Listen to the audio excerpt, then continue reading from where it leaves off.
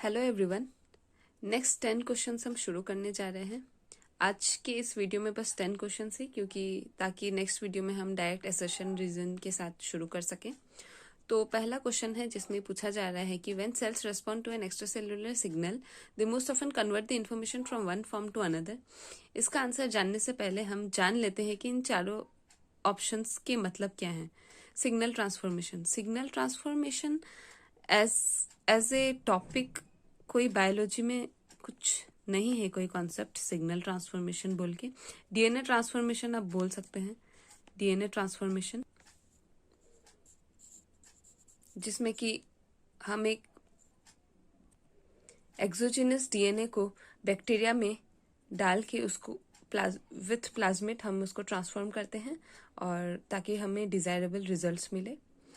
और तो ये तो नहीं है सिग्नल ट्रांसडक्शन। ये एक फेनोमेनन है by which an extracellular signal is received by a cell via receptors which bring changes by initiating a cascade of reactions inside the cell. Third है सिग्नल इंटरफेरेंस। सिग्नल इंटरफेरेंस भी ऐसा कोई concept नहीं है biology में।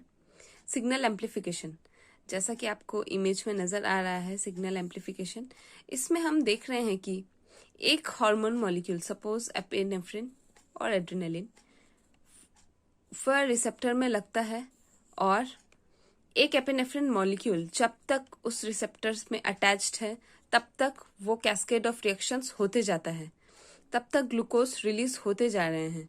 Suppose आप fear और flight के सिचुएशन में हैं तो वह एक एपिनेफ्रिन मॉलिक्यूल जब तक उस रिसेप्टर में बाइंड है तब तक वह रेस्पॉन्स देता रहेगा वो सेल। मतलब कि ये एम्पलीफाई हो रहा है। ठीक है, आपको जैसे इमेज में नजर आया 10 टाइम्स 10 टाइम्स 10 टाइम्स और 10 टाइम्स, तो ये एम्पलीफाई हो रहा है एक ही हार्मोन मॉलिक्यूल से। तो ये है सिग्नल एम्पलीफिकेशन। तो इसमें जैसे कि आप देख रहे हैं, इसका करेक्ट आंसर आपको नजर आ ही रहा है। इसका करेक्ट आंसर है सिग्नल ट्रांसडक्शन, क्योंकि इसमें फिजिकल और केमिकल जो भी स्टिमुलस है वह चेंज हो रहा है अंदर, तो कन्वर्ट हो रहा है, तो इसीलिए ये है सिग्नल ट्रांसडक्शन। नेक्स्ट क्वेश्चन, इसमें पूछा जा रहा है कि the third cleavage in frogs development is. सबसे पहले हम इसके टर्म्स को जान लेते हैं, होलोब्लास्टिक, मेरोब्लास्टिक। जैसा कि आपको इमेज में नजर आ रहा है, होलोब्लास्टिक क्लीवेज उस एग में क्लीवेज होते हैं, होल से आप याद रखिए, जिसमें होलोब्लास्टिक क्लीवेज जिसमें यॉक की कंसंट्रेशन कम होती है। ऐसे एग्स जिसमें यॉक की मात्रा कम होती है उसमें होलोब्लास्टिक क्लीवेज होते हैं, जैसे कि एम्फीबियंस। ठीक है, मेरोब्लास्टिक वैसे एग्स में क्लीवेज जहां यॉक की कंसंट्रेशन ज्यादा होती है, यॉक की मात्रा ज्यादा होती है, उसे हम कहते हैं मेरोब्लास्टिक क्लीवेज। सपोज बर्ड्स के एग्स, और होलोब्लास्टिक में एम्फीबियंस के एग्स। तो सबसे पहले इसमें तो आपका ऑप्शंस निकल गया है, होलोब्लास्टिक, होलोब्लास्टिक दो में है, तो ये दो ऑप्शन में से कोई एक। अभी आप देखिए, अभी हमें दो टर्म जानने की बहुत जरूरत है, एनिमल पोल और वेजिटल पोल। वेजिटल पोल, उस पोल को हम कहते हैं जहां यॉक की मात्रा ज्यादा होती है, उसे हम कहते हैं वेजिटल पोल। आपको वेजिटेबल से याद रहेगा, क्योंकि यॉक की मात्रा ज्यादा है और वह न्यूट्रिशन के लिए काम करता है। तो यॉक माने न्यूट्रिशन और वेजिटेबल माने भी न्यूट्रिशन, तो इसीलिए यहाँ यॉक की मात्रा ज्यादा है, तो ये है वेजिटल पोल। जहां यॉक की मात्रा कम होती है उसे हम कहते हैं एनिमल पोल। तो ये सबसे पहले आपको जानने की जरूरत इसलिए है क्योंकि जैसे कि आपको डायग्राम में नजर आ रहा है, एनिमल पोल में यॉक की मात्रा कम होने से और सेकेंड क्लीवेज में यॉक की डेवलपमेंट स्टार्ट हो जाती है एग में, फ्रॉग के एग में। तो वेजिटल पोल से क्लीवेज करना मुश्किल होता है क्योंकि उसमें यॉक की मात्रा ज्यादा होती है, तो एनिमल पोल से क्लीवेज होता है। और थर्ड क्लीवेज में नीचे यॉक की मात्रा ज्यादा होने से बिल्कुल इक्वेटर तक क्लीवेज नहीं होता है, slightly above the equator cleavage होता है, इसीलिए हम उसे बोलेंगे अनइक्वेटोरियल। इक्वेटोरियल मतलब जब पूरे इक्वेटर पर क्लीवेज हो रहा है, इक्वेटर तक, लेकिन यहाँ इक्वेटर में नहीं हो रहा है क्योंकि नीचे वेजिटल पोल में यॉक की कंसंट्रेशन ज्यादा होने के कारण क्लीवेज इक्वेटर तक आ नहीं पाता है। तो इसका करेक्ट आंसर है होलोब्लास्टिक एंड अनइक्वेटोरियल। नेक्स्ट क्वेश्चन, इसमें हम देख रहे हैं कि the maturation of red blood cells does not depend upon, does not, ये हम देख रहे हैं कि ये सारी जो 3 वेराइटियां हैं ये विटामिन बी के पार्ट है। फॉलिक एसिड जिसे विटामिन B9 कहते हैं, pyridoxine vitamin B6, vitamin B12 का दूसरा नाम साइनोकोबालामाइन और कोबालामाइन भी आप कह सकते हो, वो भी है। तो जो बी के जो सारे वेराइटीज होते हैं वह एरिथ्रोपोएसिस में काफी मदद करते हैं। तो आप अगर इसका आंसर देखें तो ये है टोकोफेरॉल, जिसका दूसरा नाम है विटामिन ई। तो ये होगा इसका correct answer. The maturation red blood cells does not depend upon vitamin E. Next question पे पूछा जा रहा है कि 2 plants can be conclusively said to belong to the same species if they. इसमें कौन सा कॉन्सेप्ट लग रहा है इकोलॉजी का, आप मुझे बताइए। उस सिलेबस में पढ़ा होगा इकोलॉजी में। इसमें लग रहा है बायोलॉजिकल स्पीशीज कॉन्सेप्ट, जिसके मुताबिक if 2 organisms of a species can freely interbreed with each other to produce reproductively fit organisms, then we say that the 2 organisms belong to the same species. तो इसमें 2 plants can be concluded said to belong to the same species if they can reproduce freely with each other and form seeds. ये है biological species concept. Next अगर हम इसमें बाकी options भी check करें, have more than 90% similar genes, ये कोई बात नहीं है। Looks almost similar and possess in identical secondary metabolites, secondary metabolites की बात यहाँ कहाँ से आ गई। Have same number of chromosomes. इसका एग्जांपल मैं आपको देती हूँ। सपोज आप देख लीजिए, टाइगर, डोमेस्टिक कैट और लायन, इन सब में क्रोमोसोम नंबर होते हैं 38, same number of chromosomes, but they do not belong to the same species, right. तो इसमें हम कहेंगे कि ऐसी कोई बात नहीं है कि अगर सेम नंबर ऑफ क्रोमोसोम्स है तो वो सेम स्पीशीज में होंगे, नहीं। तो इसका करेक्ट आंसर है ऑप्शन ए। तो नेक्स्ट क्वेश्चन, इसमें पूछा जा रहा है कि जेनेटिक ड्रिफ्ट के बारे में। जो स्लेट की प्रिपरेशन कर रहे हैं उसे मैं बता दूं कि जेनेटिक ड्रिफ्ट के ऊपर क्वेश्चंस हमेशा, ऑलमोस्ट हमेशा इसके अराउंड टॉपिक्स जो भी है रिलेटेड, उससे क्वेश्चंस पूछे जाते हैं। तो इसको आप हमेशा प्रिपेयर्ड रखिए। तो इसमें पूछा है कि जेनेटिक ड्रिफ्ट कौन से टाइप के पॉपुलेशन में ऑपरेट करता है। सबसे पहले इमेज में जैसा नजर आ रहा है, मैं आपको बता दूं, genetic drift is the phenomenon जिसमें allele frequencies in a population they changes, allele frequencies change हो जाते हैं। सपोज बहुत वेरिएंस था पॉपुलेशन में, बहुत वैरायटी थी, अभी वह वैरायटी बहुत कम हो गई है किसी कैटास्ट्रॉफिक इवेंट के कारण या फिर रिप्रोडक्टिव आइसोलेशन के कारण। तो जेनेटिक ड्रिफ्ट अगर हम बात करें ऑपरेट्स ओनली इन, आप खुद सोच कर देखिए कि क्या लार्ज पॉपुलेशन, बहुत large population with variety of species, variety of gene frequencies, तो उसमें जेनेटिक ड्रिफ्ट अगर थोड़ा भी हुआ, बहुत बड़ा कैटास्ट्रॉफिक इवेंट हुआ तो अलग बात है, पर लार्ज पॉपुलेशन में थोड़ा सा जेनेटिक ड्रिफ्ट, बहुत बड़े लार्ज पॉपुलेशन में थोड़ा सा जेनेटिक ड्रिफ्ट कोई मायने नहीं रखेगा, ठीक है। आप खुद सोच के देखिए, उसकी फ्रीक्वेंसीज, उसके परसेंटेज में कोई चेंज नहीं आएगा लार्ज पॉपुलेशन में। और अब है मेंडेलियन पॉपुलेशन, इसमें पॉपुलेशन लिखा है, मेंडेलियन पॉपुलेशन। तो मेंडेलियन पॉपुलेशन क्या है? मेंडेलियन पॉपुलेशन वही बात कह रहा है जो मैं बायोलॉजिकल स्पीशीज कॉन्सेप्ट में बता रही थी। A group of similar individuals interbreeding among themselves occupying a geographical area. अब इसमें geographical area के बारे में बात किया गया है, लेकिन वो geographical area छोटा है या बड़ा है, ऐसा कोई भी कुछ मेंशन नहीं है। तो मेंडेलियन पॉपुलेशन को एक बार रखते हैं साइड में। आइलैंड पॉपुलेशन, ये भी बड़ा है या छोटा है, ऐसा कोई मेंशन नहीं है। आइलैंड पॉपुलेशन बड़ा भी हो सकता है, छोटा भी हो सकता है, ठीक है। तो genetic drift operates only in, सबसे करेक्ट आंसर है स्मॉलर पॉपुलेशन। जितनी छोटी पॉपुलेशन, जितनी कम जनसंख्या, उसमें जेनेटिक ड्रिफ्ट का प्रभाव पड़ना उतना ही इफेक्टिव है जितना वो पॉपुलेशन स्मॉल है। तो genetic drift operates only in smaller population. Next question, इसमें पूछा जा रहा है कि RFLP is a type of, RFLP is restricted fragment length polymorphism. ये आपको पता होना चाहिए क्योंकि RFLP, AFLP और RAPD, इसके ऊपर हमेशा क्वेश्चंस आते हैं स्लेट में। तो ये रिपीटेड क्वेश्चंस है, रिपीटेड टॉपिक्स है, इसको प्रिपेयर रखिए ताकि आप स्लेट में डिसअपॉइंट ना हो। तो RFLP is a type of, सबसे पहले हम ऑप्शंस के बारे में जान लेते हैं। फिनोटाइपिक मार्कर्स, ये एक फर्स्ट जनरेशन मार्कर है। Biochemical markers are second generation markers and DNA markers और genetic markers are third generation markers. ठीक है, फिनोटाइपिक मार्कर्स क्या होते हैं कि जो आपको मॉर्फोलॉजिकली आप अपने आईज से देख रहे हैं कि आपको ये कैरेक्टर्स चाहिए। सपोज ये फ्लावर कलर या ये यील्ड या ये ड्रॉट टॉलरेंट प्लांट है, ये ड्रॉट टॉलरेंट प्लांट नहीं है।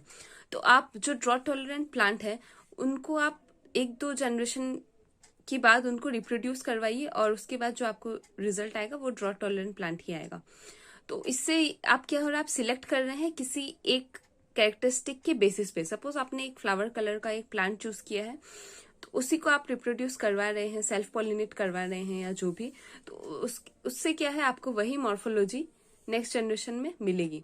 तो जो आपको नजर आ रहा है आंखों से, आप उसी कैरेक्टर्स को नेक्स्ट जनरेशन में डेवलप करवा रहे हैं, तो उसे हम कहते हैं फिनोटाइपिक मार्कर्स। उस सिलेक्शन को, उस प्लांट के सिलेक्शन को या जो भी एनिमल्स में।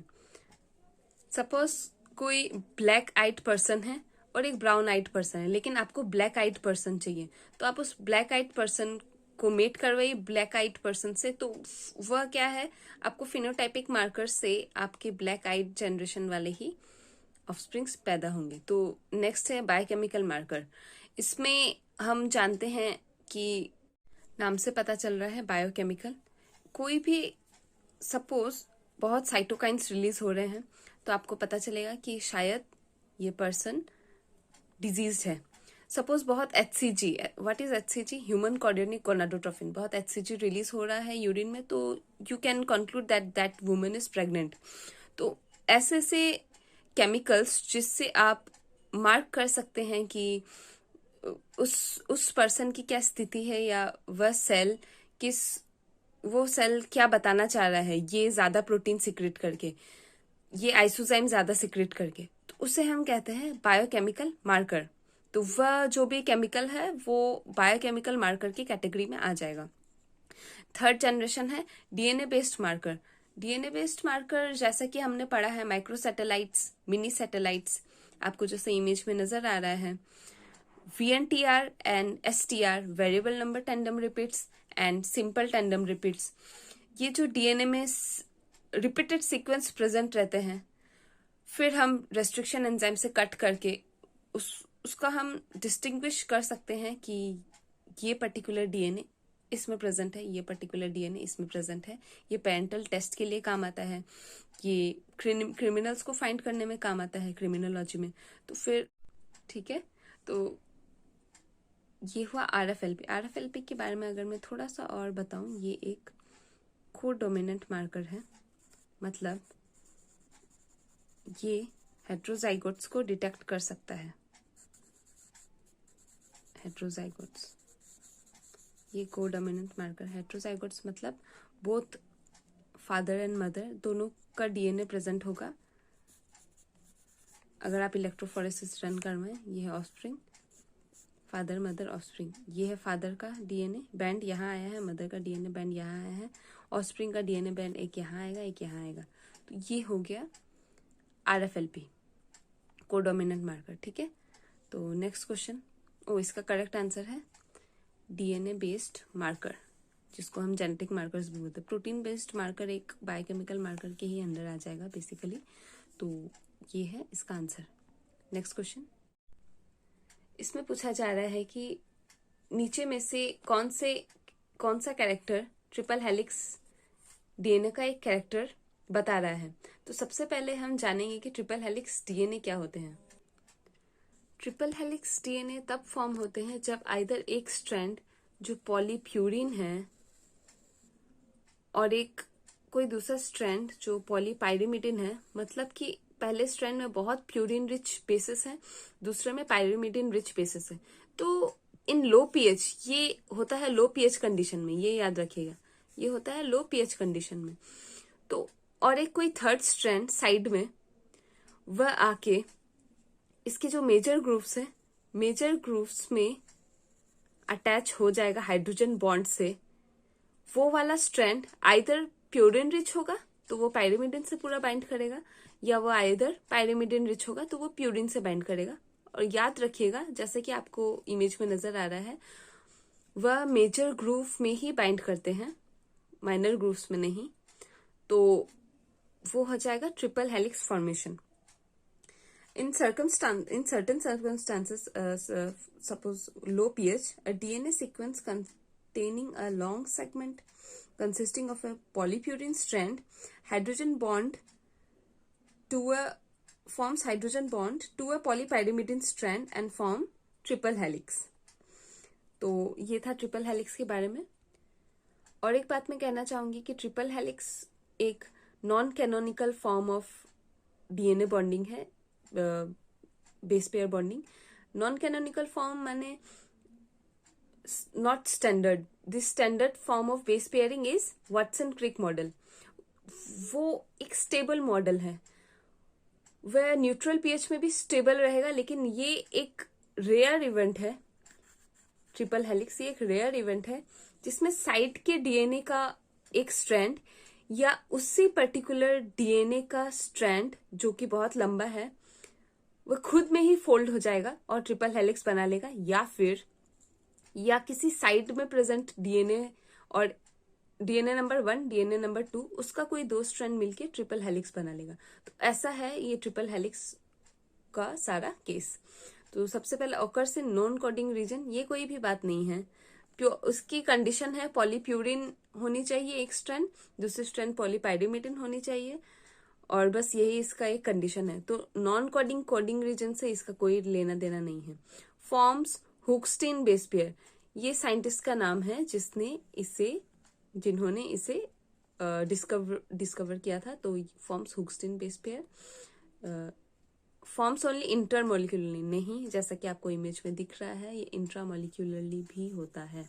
मतलब खुद का डीएनए ही खुद में ट्रिपल हेलिक्स बना रहा है। इंटरमोलिक्यूलरली मतलब साइड में पड़ा कोई डीएनए उसके साथ वह ट्रिपल हेलिक्स बना रहा है।